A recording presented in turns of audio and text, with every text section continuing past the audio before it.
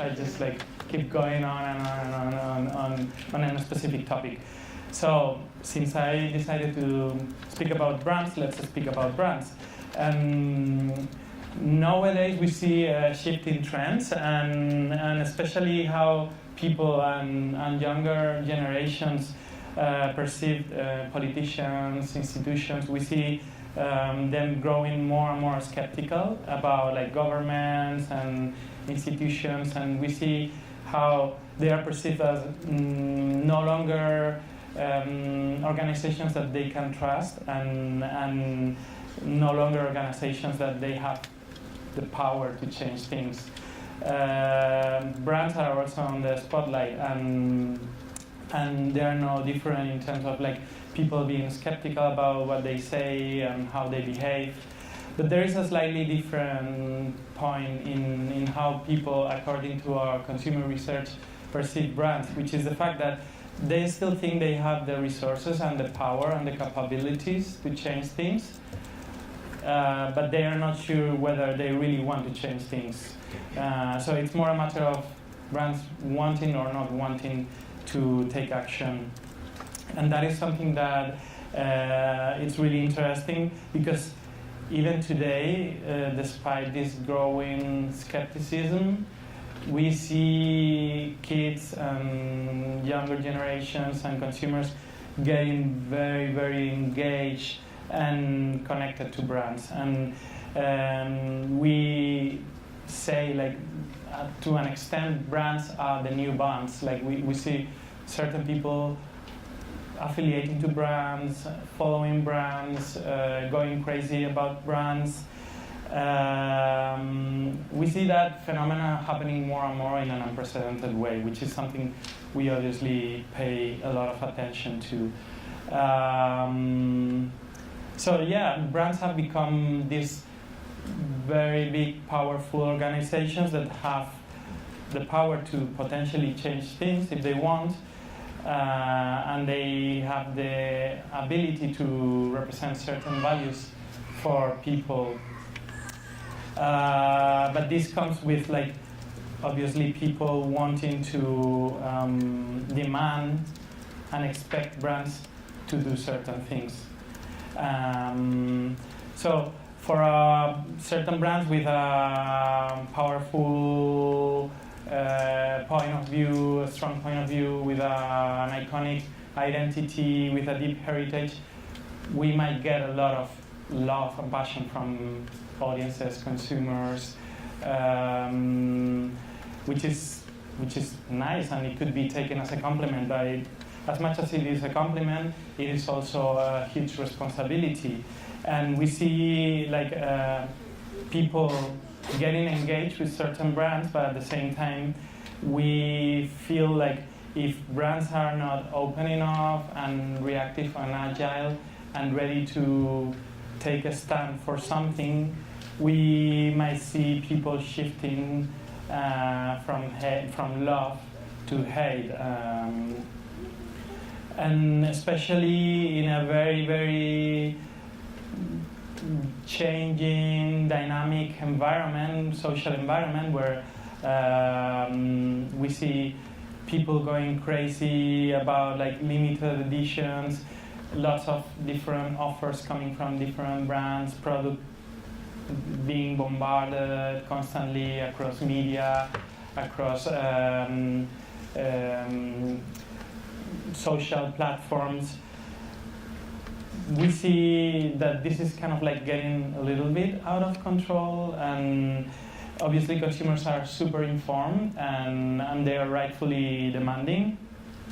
So we think that if brands are not agile enough, we perceive that it can be actually a completely different situation when consumers not only don't fall in love, but kind of like start feeling a little bit cheated or tricked by brands.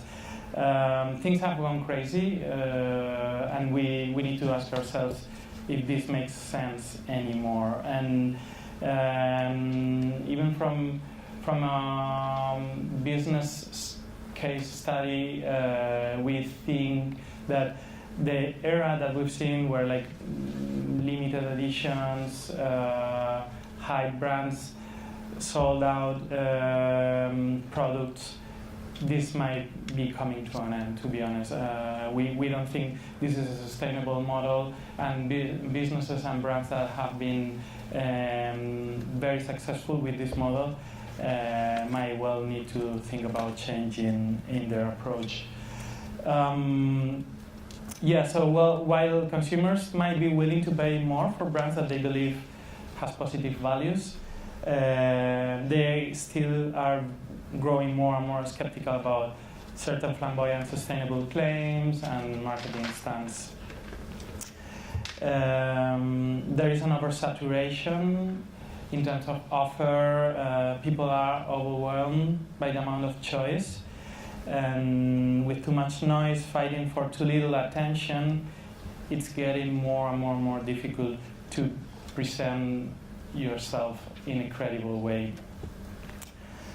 So we think in this context, only brands that are capable to inspire, empower, and drive real change will be able to connect and stay relevant. So we live in an era that this so-called call-out culture has enabled people to raise concerns and even dismantle the biggest brands at record speed.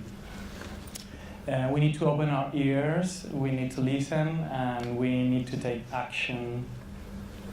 So one of the topics that Adidas as an organization has focused on is the huge environmental crisis that affects oceans. In 2048 seems to be an overall accepted deadline for the whole situation in oceans to get to a collapse point. And we have many challenges ahead, but also potential solutions and opportunities as we want to see it. And so we have taken action as a brand, and Adidas were amongst the first companies avoiding the use of plastic bags in stores.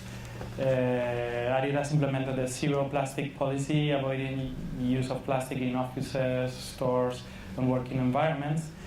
And Adidas has publicly committed to use 100% recycled polyester in all Adidas products by 2024, which is around the corner. And that is a public commitment. It's not just saying it's going to happen. So as part of our ambition to create responsibly, we have partnered with Partly for the Oceans, an organization and global network that raises awareness to stop the destruction of our oceans. Together with Partly, we're working to inspire and empower organizations, companies, governments, artists, designers, scientists to explore new ways to create, think, and live. Our plan is to prevent plastic from ending in our oceans and transform it into performance sportwear. In 2018, we already produced more than 5 million pairs of shoes using recycled polyester and recycled plastic. And we will reach 11 million pairs this year.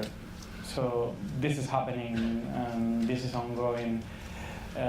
Sometimes we might not be good at communicating it. Sometimes we feel like we don't really make this type of messages come across. But that is not the point. The point is to do them and to make this happen. And it is happening. But this is the now, and we also want to think about what is going to happen next. Currently, we are in this process of reducing waste, recycling materials, in order to avoid the use of natural resources. But to tell you the truth, we are still generating waste. This is just about damage limitation, and this is where we are at now. So we are already looking into what are the next steps, and we are looking into moving from this process of recycling materials that we are immersing into a new phase, which is about recycled products. So we are looking at new techniques in modularity, customization, and production processes in order to be able to create products that are designed to be used, to be taken back, and to be reused, and to be taken back again, and to be reused, and to be taken back again, and to be reused again and again and again and again in a full circular loop. And this is our aim, and this is where we are at.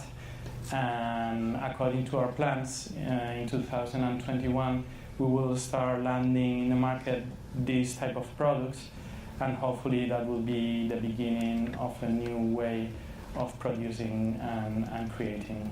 And that's all from my side. Thank you very much.